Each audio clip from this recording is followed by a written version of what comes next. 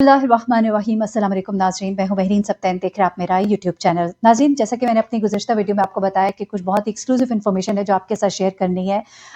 जो parallel stories चल रही हैं वो आपके साथ शेयर करूँगी, क्या कुछ हो रहा है इर्द-गिर्द इस केस से रिलेटेड जो है, लेकिन अब इन्वेस्टिगेशन के हवाले से स्पेसिफिक कुछ बहुत एक्सक्लूसिव इन्फॉर्मेशन है जो मैं आपको बताने जा रही हूँ। अमीर बालाज केस में बहुत बड़ा ब्रेक थ्रू हुआ है क्योंकि एक शूटर की जेब से कुछ ऐसी चीज़ें मिली हैं। ज़ाहिर-सी बात है, इन्वेस्टिगेशन हुई, पकड़-धकड़ हुई, पकड़-धकड़ के बाद कुछ चीज़ें मिली। एक वो पर्ची थी जो उस शूटर की जेब से मिली जिसने अमीर बालाज को कत्ल किया था, और अब एक और पर्ची जो है एक और शूटर की जेब से मिली है।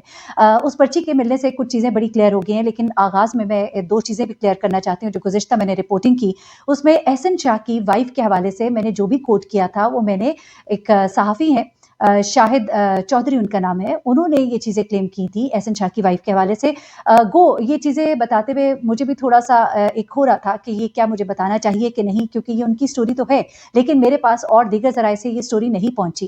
एक खातून के हवाले से बात हो रही थी और उसमें ज़ाहिर-सी बात है हमें बहुत मोहतात होना चाहिए, किसी की कैरेक्टर असैसिनेशन नहीं होनी चाहिए। इसी सिलसिले में मैंने फिर क्योंकि उन्हें जोड़ा जा रहा है, उनकी वाइफ़ को जोड़ा जा रहा है इस मामले में कि गालिबन उनका पैसे के लेन-देन से कुछ ताल्लुक है और वो इस तमाम तर मामले को जानती थी क्योंकि एक बड़ी अमाउंट जो है उनके अकाउंट में ट्रांसफ़र हुई थी। तो ऐसा कैसे हो सकता है कि उनको मालूम ना हो? फिर उनके कैरेक्टर के हवाले से सवाल उठाया गया, जो कि मैं समझती हूँ बहुत ही गैर मायूब है, हमें इस पर बात नहीं करनी चाहिए। लेकिन ये कहा गया कि उनको हरकारे के तौर पर इस्तेमाल करने की कोशिश की गई थी। तो मैं एक दफ़ा फिर से कहूँगी कि ये खबर मेरी नहीं है, ये शाहिद चौधरी की है और मैं इस बारे में मज़ीद कुछ नहीं कहना चाहती। और जैसे ही इन्वेस्टिगेशन में कुछ मज़ीद चीज़ें आएँगी, क्योंकि इस बारे में कुछ इन्वेस्टिगेशन में चीज़ें सामने आई हैं, वो मैं अपनी नेक्स्ट वीडियो में आपको ज़रूर बताऊँगी। एहसन शाह के हवाले से भी, उनकी वाइफ़ के हवाले से क्या सच है, क्या झूठ है, और हाँ, एहसन शाह की टिन के हवाले से भी कुछ चीज़ें जो है वो सामने आई हैं, तो वो भी आपको बतानी है। अच्छा, अब इस वक़्त जो है मैं आपको जो बताने जा रही हूँ वो अमीर बालाज केस में जो बड़ा ब्रेक थ्रू, शूटर की जेब से मिलने वाली पर्ची और दोनों भाइयों के कत्ल की प्लानिंग। जी हाँ, मैं आपको पहले भी बता चुकी हूँ, सिर्फ़ निशाने पर अमीर बालाज नहीं बल्कि अमीर मसअब भी थे और इन दोनों को कत्ल करने की एक बाकायदा प्लानिंग पहले की गई थी। पहले उस तरफ आ जाते हैं क्योंकि ये बताया जा रहा है, इन्वेस्टिगेशन में ये बात सामने आई कि मुख्तलिफ प्लानिंग्स के दौरान एक दफ़ा अमीर बालाज और अमीर मसअब जब दोनों साथ मौजूद थे और इसी तरह एक फंक्शन से वापस आ रहे थे, तो उनके ऊपर अटैक करने की बाकायदा प्लानिंग थी। अमीर बालाज को रास्ते में ही एक फ़ोन आता है और उस फ़ोन पे अमीर बालाज को बताया जाता है कि तुम्हारी बाकायदा रेकी की गई है,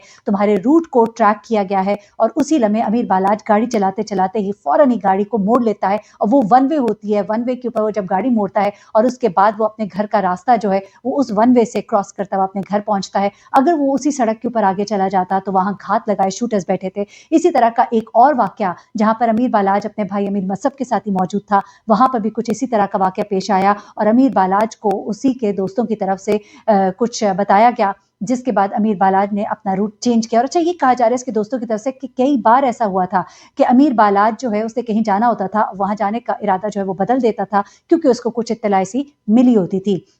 तो इसका मतलब ये है कि अमीर बालाज के भी कुछ ऐसे मामलात थे कि उसने अपनी चीज़ें जो है अलर्ट रखी होती थी, लेकिन इस दफ़ा तो वो अपने दोस्त के हाथों ही धोखा खा गया और वो सोच भी नहीं सकता था कि एहसन शाह जो है वो उसकी इस तरह से रेकी कर रहा होगा, उसको इस तरह से ट्रैक कर रहा होगा और ट्रैक करने के बाद उसकी मालूमात जो है अपने दोस्तों तक और अपने उन लोगों तक पहुँचा रहा होगा जिसने उसको पैसे देने थे और पैसे दिए थे। अमीर बालाज का ये दोस्त एहसन शाह जो है, इसका राबिता गोगी भट्ट के कहा जा रहा है कि बेटे के साथ भी था और उसको भी ये गालिबन कुछ मालूमात देता रहता था। गोगी भट्ट का मामला जो है डायरेक्ट इस केस के साथ अभी शवाहिद से जुड़ता हुआ दिखाई नहीं दे रहा, लेकिन पुलिस इन्वेस्टिगेशन, सीआईए इन्वेस्टिगेशन ये कहती है कि वो भी अंडर इन्वेस्टिगेशन यानी कि अंडर ऑब्जर्वेशन है, यानी कि अमीर बालाज केस में गोगी भट्ट का नाम जो है वो बिल्कुल साइड पर नहीं कर दिया गया, क्योंकि हर तरफ अभी तीफी भट्ट की बात हो रही है, लेकिन अमीर बालाज केस को इस केस से अलग नहीं किया जा सकता, ये कहना है पुलिस का। अच्छा, अब ये बात भी आपको बता दी, उसके बाद अब ज़रा आ जाते हैं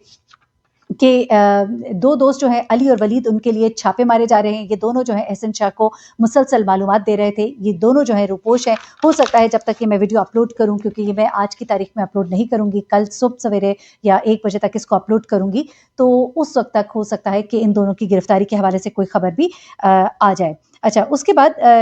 एक और जो तफ़सीलात हैं वो है उस शूटर के हवाले से, क्योंकि एक शूटर तो वो था जो कि मारा गया था, उस शूटर के हवाले से आपको मालूम ही है कि उस कातिल की जेब से कुछ चीज़ें ऐसी मिली थी जिसने मज़ीद तफ़्तीश के दायरे को बढ़ाने में मदद दी थी, जिसमें से उसकी जेब से मिलने वाला एक वॉलेट था। उस वॉलेट में एक एनवेलप था, एनवेलप में 3000 रुपए थे, जो कि ये शो कर रहा था कि उसने किसी बहाने से स्टेज पर जाना था जब अमीर बालाज ने वहाँ होना था और उसने उसको मर्डर करने की कोशिश करनी थी। लेकिन वो तो उसे मौका ना मिला, लेकिन निकलते हुए उसको मौका मिल गया। उसके अलावा उसकी जेब से एक वॉलेट से एक तस्वीर भी मिली जिसमें वो सिक्योरिटी गार्ड के गेटअप में है। सर पे कैप भी पहनी हुई है, जिससे लोगों ने ये अंदाज़ा लगाया कि शायद वो किसी इदारे में काम कर रहा था, लेकिन फिर ये मालूमात है कि किसी भी इदारे में काम नहीं कर रहा था, बल्कि ये सिक्योरिटी गार्ड की नौकरी कर रहा था कहीं पर, लेकिन ये ऐसा नहीं है कि किसी इदारे के साथ मुंसलिक था। इसकी उम्र जो है 55 के करीब बताई जा रही है, 55 से 60 के दरमियान, और कद इसका तकरीबन 6 फुट था। कदरे तगड़ा आदमी था। इसको जब काबू करने की उसने कोशिश की गई तो उसने लोगों को गिराया भी था, लेकिन उसके बाद इसे गोली लगती है और उसके बाद ये हलाक हो जाता है। इसकी जेब से एक मैगज़ीन भी मिला था, अंदर की जेब से 9 एमएम पिस्टल का ये मैगज़ीन था, और ये कहा जा रहा है कि लगभग जो असलहा अमीर बालाज को मारने के लिए इस्तेमाल किया गया है, वो वही असलहा है जो उसके वालिद को मारने के लिए भी इस्तेमाल किया गया था। इन्वेस्टिगेशन टीम में जो एक बड़ी तब्दीली हुई है, उस बारे में भी आपको बताती चलूँ, और फिर आखिर में दूसरे शूटर की जेब से मिलने वाली दूसरे शूटर के जेब से मिलने वाली चीज़ के बारे में बताने से पहले इन्वेस्टिगेशन में जो एकदम से बड़ी तब्दीली हुई है, और ये तब्दीली मैंने जैसा कि आपको पहले भी बताया था कि मुद्दई पार्टी के कहने पर हुई है, ये हमें ज़राए बता रहे हैं। लेकिन कुछ इन्फॉर्मेशन ऐसी भी है कि ओन चौधरी से कोई गालबन दरख्वास्त की गई है मुबैना तौर पर। कुछ एनालिस्ट जो हैं और कुछ जर्नलिस्ट जो हैं, उनका ये दावा है, और उसमें फैसिलिटेट किया गया है गालबन तीफ़ी भट्ट को और गोगी भट्ट को। ये कहा जा रहा है, मैं तो आपको वो तमाम इन्फॉर्मेशन दे रही हूँ जो मुझे मुख्तलिफ ज़राए से पता लग रही हैं, लेकिन एक बात कन्फर्म्ड है कि मुद्दई पार्टी को कुछ लोगों के ऊपर तहफ़्फ़ुज़ात थे और उन लोगों को तब्दील किया गया है, और ये सब कुछ जो है अमीर मसद जो है उन्होंने बाकायदा इस बारे में दरख्वास्त दी है, जिसके बाद ये तब्दीली जो है ये आई है, और इन्वेस्टिगेशन अब ऑलमोस्ट कंप्लीट है, और इस बारे में किसी भी वक्त हो सकता है ये वीडियो जब तक मैं अपलोड करूँ तब तक इसके ऊपर प्रेस कॉन्फ्रेंस जो है वो भी पुलिस की हो जाए। तो ये तमाम तर चीज़ें। अब ज़रा आ जाते हैं, एक और पर्ची मिली है, एक और जो इनका शूटर है उसकी जेब से, जो अभी गिरफ्तार भी है, और जिसने अभी कुछ चीज़ें जो हैं वो बताई भी हैं, और उसका मकसद क्या था। वो जो लेयरिंग की मैंने एक बात की थी, मैंने आपसे कहा था कि एक के पीछे एक जो है मौजूद था, पहले जिसने मारना था उसको मारने वाला, और उसके बाद उनको मारने वाला, और उसके बाद पीछे जो थे शूटर्स, उन्होंने अगर अमीर बालाज ने बच जाना था तो उनको मारने वाला। तो ये पूरी एक लेयरिंग जो थी, इस हवाले से एक शूटर जो है वो गिरफ्तार हुआ है, और उस शूटर की जेब से मिलने वाली पर्ची जो है उसके अंदर कुछ ऐसी मालूमात है। मैं उसको इतनी कंप्लीट उस बारे में इन्फॉर्मेशन मुझे नहीं है, अलबत्ता ये ज़रूर बताया जा रहा है कि उसकी जेब से मिलने वाली मालूमात जो हैं वो बहुत ही इम्पोर्टेंट हैं, जिनसे कुछ लिंक्स जो हैं वो और जोड़े हैं। इन्हीं इसी पर्ची में ये थोड़ा-सा एक शक का इज़हार किया गया है कि